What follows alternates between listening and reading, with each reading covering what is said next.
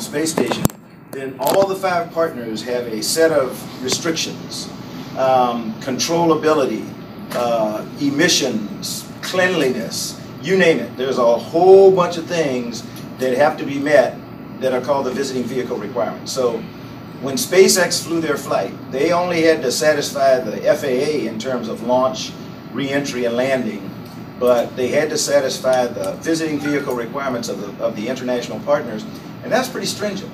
So not quite what they would have to do to carry a human, but it's a good indication, the fact that they could meet those visiting vehicle requirements, that they're serious, and they probably will be able to meet all the human rating standards and other things we'll have when it comes time to select somebody to fly humans a couple of years down the road. Jennifer, thank you.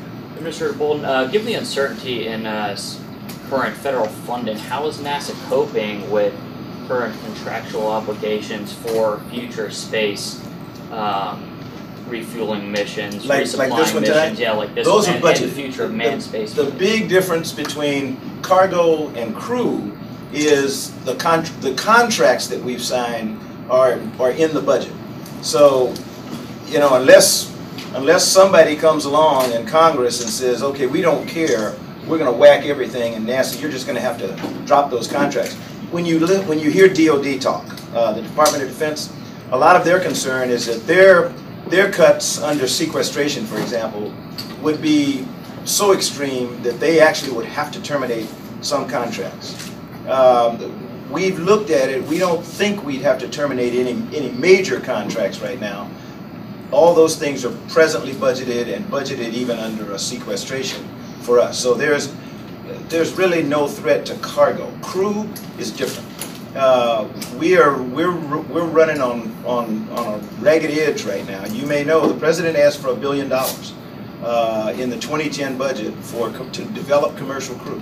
The first time around, we got nothing, and then we got 406 million, I think, and now 500. And what we expect to get in the fiscal year 13 budget, maybe 525. But you got to remember, that's 3 years running now at half what what we thought it would take to really carry out this program and deliver crew to orbit by 2017. I have to commend Bill Gerstenmaier. Bill, I think all of you have met Bill, or at least you've seen him in press conferences. The guy is not only one of the best engineers I've ever met, he is an incredible manager, both of people and resources. And he's really figured out some magic about how to get this thing going and how to keep us on track. But it's pressing all of us, to include the commercial providers. We've got to have more money, okay, or we won't be able to deliver in 2017. And that's the point that we all talk about, is we want to make sure that Congress still remembers that what used to be of critical importance to them was closing, under no circumstances, elongating the gap between shuttle and commercial capability to get crews to orbit.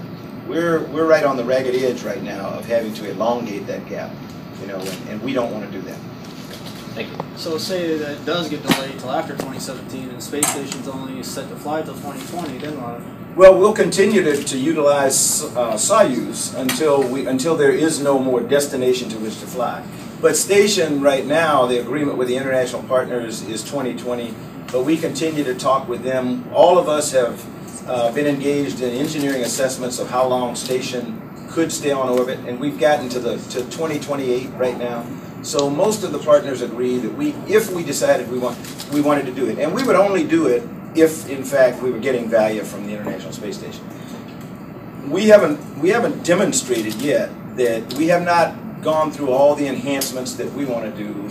We haven't had industry and academia and everybody else respond in the manner that we want them to, where station is fully utilized and there is just, people are begging for a slot to go fly.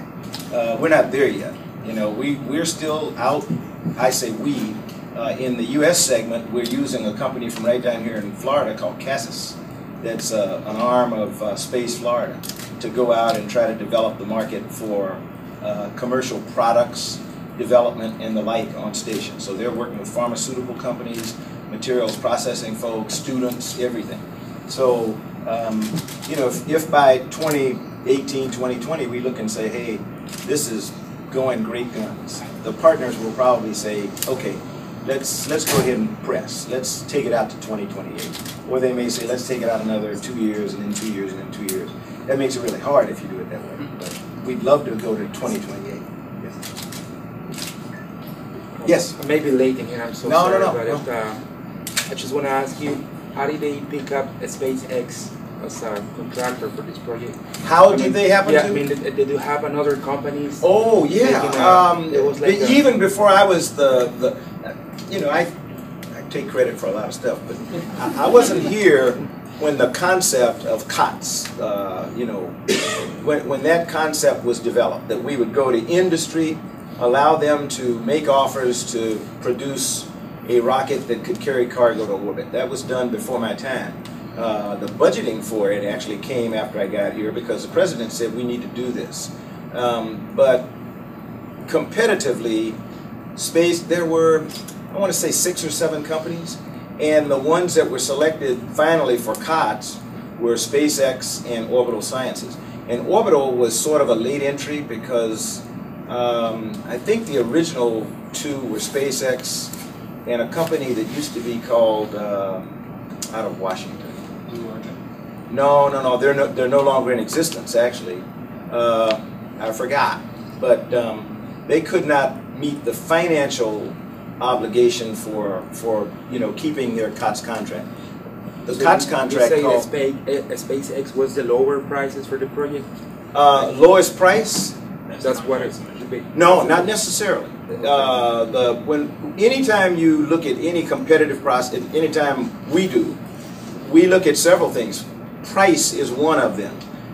In the case of Space Act agreements, for example, like for the commercial crew, you know, since it wasn't a contract proposal, then there was no one that came in and said, we bid this amount. They came in and said, this is the way that we think we can produce an acceptable system that'll be able to carry cargo to orbit. And we're willing to put in this much toward that effort, which means if you think it's going to cost $1 billion over the next 2 years to get where you, or in the next 5 years to get where you want to go, then we're willing to pay X amount of that $1 billion. And then all the rest of it, NASA has to pay. So while I'm not at liberty to say what the various amounts were that the companies paid, I don't know, to be quite honest. But I know if you go back and read Bill Gerstenmeyer's, it's a lengthy selecting officers report, and it's available. I think it's been published somewhere. But in it, he talks in detail as to why each of the 3 companies was selected.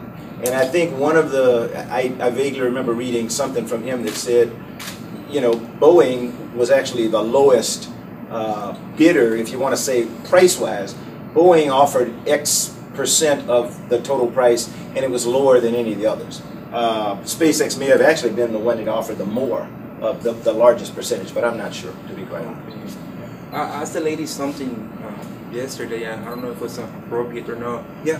I'm in a construction business, so Yeah. that is that a chance, like, you know, in the future, maybe 10, 20 years more? Because I learned that the private company has more tools, you know, way better that the government cannot probably hold it.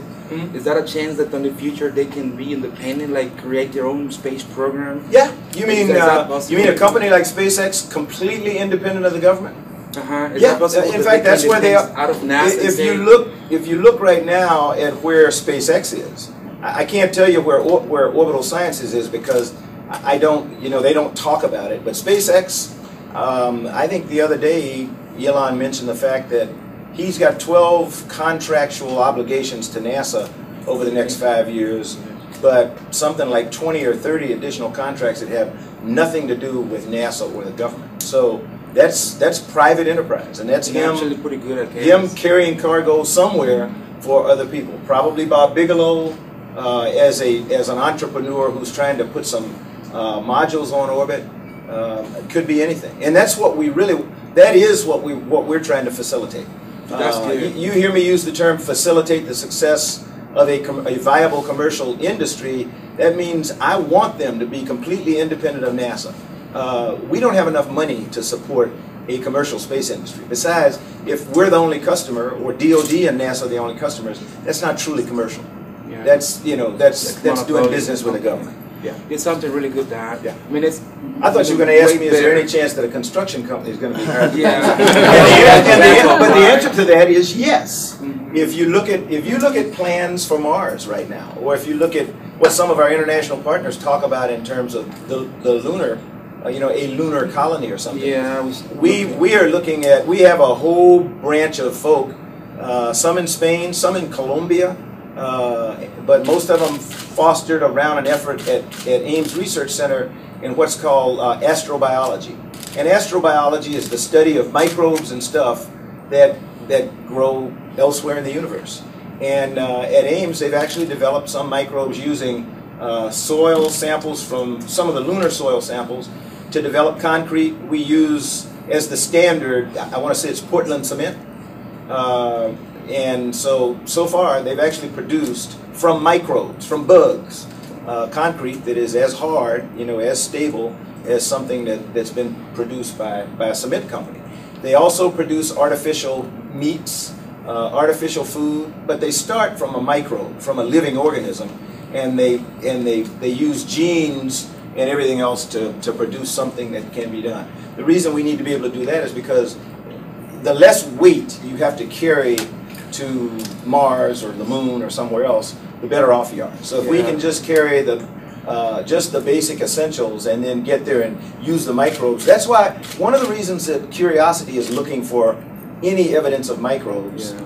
If they're there, we don't even have to carry the microbes. Yeah. You get there, you use the microbes, you use the Martian soil, you can produce building materials, you can produce food, you can do everything. Yeah, less dependent of the planet Earth, so we can use. So there may be a construction. That's a very thing there. Hey guys, we've got time for one more question. Okay, you had your hand up, and then I'll take two. Okay. Jason will let me take two, so I'll take two. I had read somewhere that there was talk of building a spaceport here.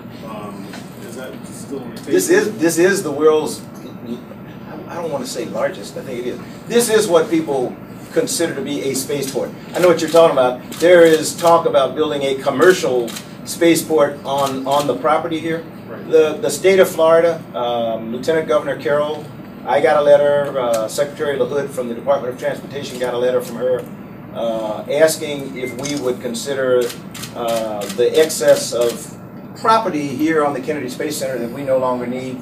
The SLF, for example, the shuttle landing facility. Since we don't have a winged vehicle that lands anymore, NASA really has no need for an airport. And my desire would be to find someone who wants to preserve the SLF as an operational airport, spaceport. And the state of Florida, I'd be happy if the state of Florida would do it. When we landed at Edwards Air Force Base, it doesn't belong to NASA. It belonged to the United States Air Force. So we landed on that. When I was still active in the astronaut office, I didn't fly out of a NASA airport. I flew out of Ellington Field in Houston, and that never belonged to NASA. It used to belong to the Air Force, then it went to the Air National Guard. Now it belongs to the city of Houston. So there is no need for NASA to own an airport. And the state of Florida said, hey, would you all be willing to consider accessing that property to us? Can't tell you what the answer is going to be. I can tell you what the administrator would like, but I don't make the laws, and it has to go. We'd have to get approval through Congress and all kinds of stuff. I am hopeful that we'll be able to do it. And I think they're also trying to get permission to build another launch site, strictly commercial, up toward the north end of the property. And as my understanding is, that's been through a lot of environmental battles before, so I don't know where they are, to be quite honest. And this is the last one. So my son right now is 2. Yep. Do you think he'll be the right age to go to Mars? Yes. Anybody who is younger than I am is the right age to go. Yes. 66. And the reason I say it, I could do it. I could do it. But let's say, and I'm trying to be realistic. Realistically, because I think NASA can rise to the occasion. The president has told us he wants humans on Mars. You got to remember what on means. On is a relative term.